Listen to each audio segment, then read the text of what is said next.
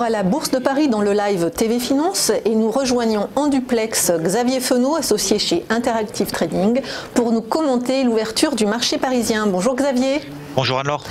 Alors qu'est-ce qui fait monter le CAC 40? Les bons résultats des entreprises françaises? Alors c'est surtout la Réserve fédérale américaine hier soir qui a eu un discours plus accommodant que ce que le marché anticipait. Donc du coup ça a permis notamment aux indices américains de progresser et finalement un peu c'est la même musique depuis quand même quelques semaines, depuis Noël où finalement tout le monde pensait qu'on était ça y est en bear market et qu'on allait peut-être subir une année 2019 catastrophique. C'est tout l'inverse qui est en train de se passer et vous avez finalement les indices européens bien évidemment qui suivent la dynamique ascendante des marchés américains. Donc les résultats d'entreprise sont plutôt bons ou en tout cas ne déçoivent pas pour le moment. On a plus de 70% des publications notamment du SP500 qui sont meilleures que prévu. Donc forcément on a une appétence pour le risque. Donc par contre sur le CAC 40, alors même si on est bien évidemment toujours dans une tendance fortement haussière, on a des phases de stabilisation horizontale qui se soldent à chaque fois par des accélérations haussières, voire même des gaps haussiers comme on l'a vu d'ailleurs hier. On a eu même ce qu'on appelle donc un gap haussier plus un open en extrême, c'est-à-dire que dès que les marchés ont ouvert à 9h, eh bien on a le CAC 40 qui a tout de suite progressé. On voit donc finalement l'engouement acheteur. Pour autant, il n'y a pas forcément déjà beaucoup de volatilité.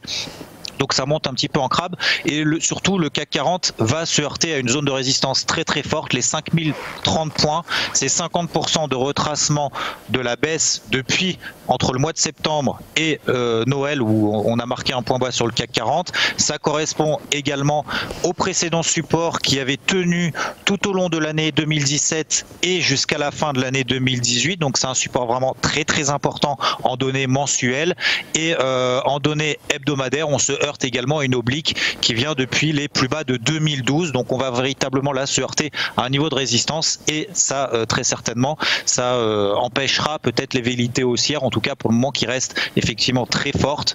Mais attention, prudence, on arrive dans des timings d'intervention désormais qui sont peut-être bien évidemment beaucoup moins intéressants qu'à Noël. Et là on risque effectivement peut-être d'avoir à nouveau un petit peu de volatilité à voir, en tout cas notamment d'ici demain après-midi où il va y avoir le NFP aux États-Unis. Justement, vous venez de le dire Xavier, du côté des États-Unis, les résultats des entreprises américaines sont supérieurs aux attentes à 70%. Est-ce que cela signifie que les perspectives sont forcément plus intéressantes du côté des indices américains que du côté des indices européens ?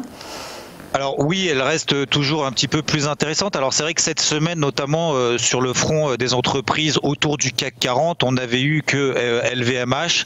Donc pour le moment, on n'a pas véritablement, de conclusion à avoir sur le marché français, on va dire, de manière plus large. Après, c'est vrai qu'il y a beaucoup d'entreprises, de valeurs qui avaient été plutôt massacrées, qui entament des légers rebonds techniques, mais on voit quand même sur l'ensemble de la cote, on va dire, du CAC 40, on n'a pas véritablement de gros signaux, en tout cas dans l'ensemble, de retournement. On a soit des actions type Safran qui continuent finalement leur ascension et qui surperforment encore et encore plus du fait justement qu'il n'y a pas véritablement de retournement sur les valeurs qui ont été massacrées. Donc on a finalement des valeurs qui tiennent leur tendance, on va dire, depuis ces dernières semaines, alors qu'il y a encore certaines valeurs qui restent, on va dire, très très basses, comme par exemple les valeurs bancaires.